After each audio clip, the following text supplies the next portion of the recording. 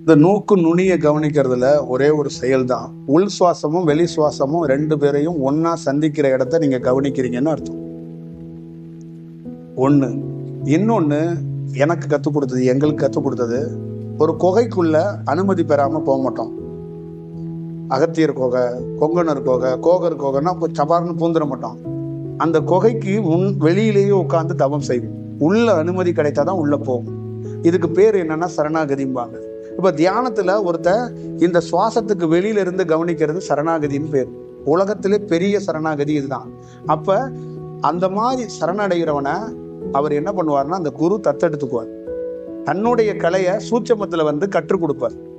அப்ப அவனுக்கு என்னென்ன மாதிரி எல்லாம் கற்றுக் கொடுக்கணுமோ அந்த கலையை அவராக கற்றுக் கொடுப்பார். அந்த மேன்மடை அடைவாங்க அப்படிங்கறதுதான் சுவாசத்தை கவனிங்க அப்படிங்கிறது அந்த சொல்லப்பட்டது. இப்ப நிறைய பெரியவர்கள் இந்த நெற்றியை கவனிக்க சொல்லியிருக்கிறாங்க. அது அந்தந்த காலகட்டத்துக்கு அவங்க அந்த காலத்தை அறிஞ்சு சொல்லியிருக்காங்க.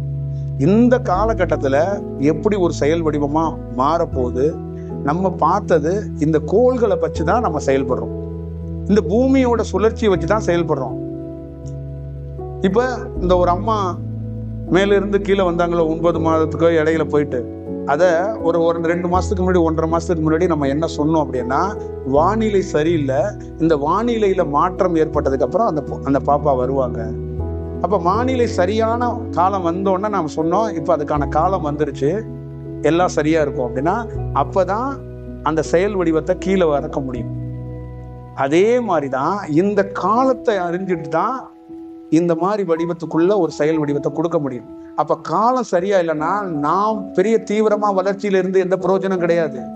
இந்த வளர்ச்சியை ஒருத்தட்ட கொடுக்கறன்னா அவர் இந்த பொருளை வாங்கணும், வாங்கி கையிலே வச்சிருப்பாருன்னா அதுக்கு காலம் நல்லா இருந்தா தான் அவர் கையில வச்சிருக்க முடியும். இல்லைன்னா இன்னொருத்தன் புடுங்கிட்டு போயிடுவான், இல்லைன்னா அவங்களே கீழே போட்டுருவாங்க.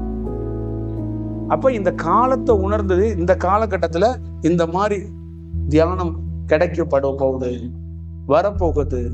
அப்ப இந்த மாதிரி வடிவத்துல இதை கொடுக்கணும்னு நம்ம கொடுக்கறோம்.